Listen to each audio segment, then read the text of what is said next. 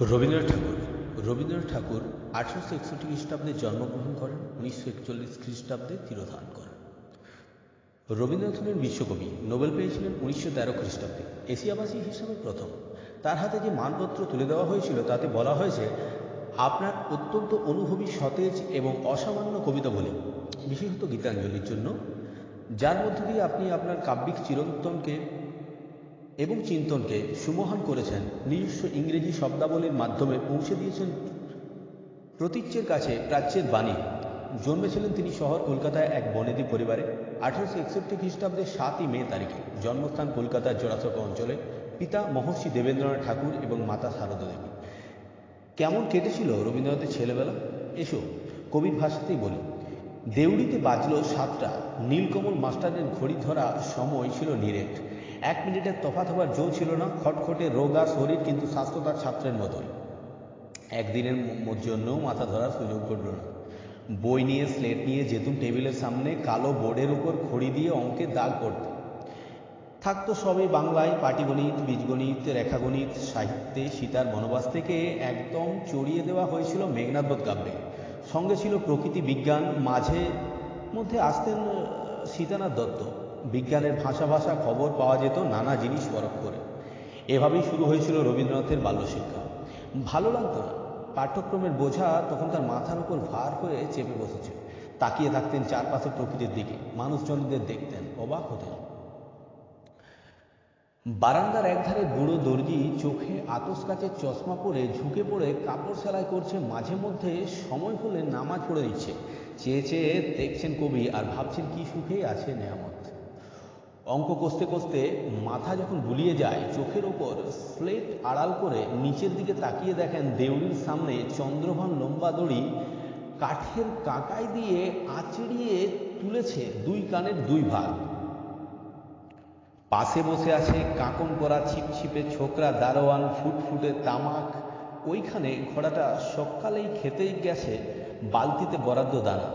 কাকগুলো লাফিয়ে লাফিয়ে ঠোকরাচ্ছে ছিটকে পড়া ছোলা।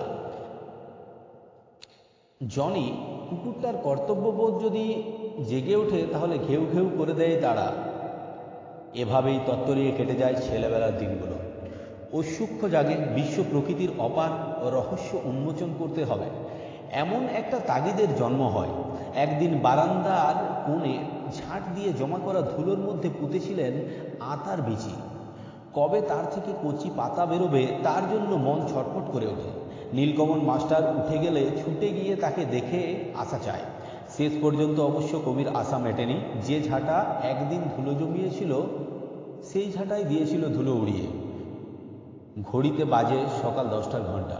বড় রাস্তা থেকে মন উদাস করা ডাক শোনা যায়। কাঁচা আমওয়ালার বাসনওয়ালা ঠং ঠং আওয়াজ দিয়ে চলেছে দূরের থেকে আরো দূরে। গলির ধারে বাড়ির ছাদে বড় বউ ভিজে চুল শুকোচ্ছে রোদ্দুরে, আর 2 মেয়ে কড়ি নিয়ে খেললেই চলেছে, কোনো তাড়া নেই। বুড়ো ঘোড়া পালকিতে করে টেনে নিয়ে কবিকে চলল 10টা 4টার আন্দামানে। 4:30 সময় ফিরে আসেন স্কুল থেকে। জিমন্যাস্টিকের মাস্টার এসেছেন। কাঠের ডান্ডার উপর ঘণ্টা খানেক দৌড়ে শরীরটাকে ওলট পালট করতে হয়। তিনি যেতে না যেতেই এসে পড়েন ছবি আঁকার মাস্টার। ক্রমে দিনের মরচে পড়া আলো নিভে আসে। শহরের পাঁচমেশালি ঝাপসা শব্দ। স্বপ্নের সুর বাজে ইট কাঠের দৈত্যটাকে দেখে। পড়বার ঘরে জ্বলে ওঠে তেলের বাতি। অঘোর মাস্টার এসে গেছেন। শুরু হয়েছে ইংরেজি পড়া। তারপর ঢুলতে ঢুলতে চমকে ওঠেন কবি। চারপাশে কেমন যেন অদ্ভুত আবছায়াতে ভরা। দূরের সব কিছুকে ভৌতিক বলে মনে হচ্ছে। এভাবে কেটে গিয়েছে বিশ্বকবির ছেলেবেলা। তারপর একদিন হঠাৎ নিজেকে আবিষ্কার করলেন অন্যতর জগতে। বুঝতে পারলেন এখন থেকে কোনো ভূত এসে আর তাকে ভয় দেখাতে পারবে না। ছোট্ট চড়াইয়ের গান শুনে তিনি তন্ময় হবেন না। তাকিয়ে থাকবেন না দূর আকাশের দিকে। হয়তো একটু ভুল বললাম। যারা রবীন্দ্রনাথের মতো অসাধারণ সৃজন সাহিত্য সৃষ্টি করতে পারেন তারা চিরদিনই এমনি শিশুর মনকে লুকিয়ে রাখেন তার আসল হৃদয়ের মধ্যে।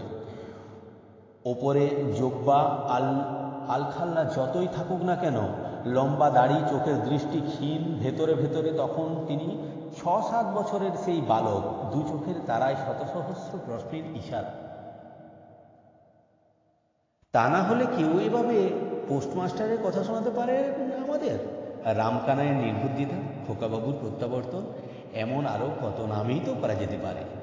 রবীন্দ্রনাথ চিরদিনই এক কিশোর সত্তা হিসাবে পৃথিবীর বুকে বেঁচে থাকতে চেয়েছেন।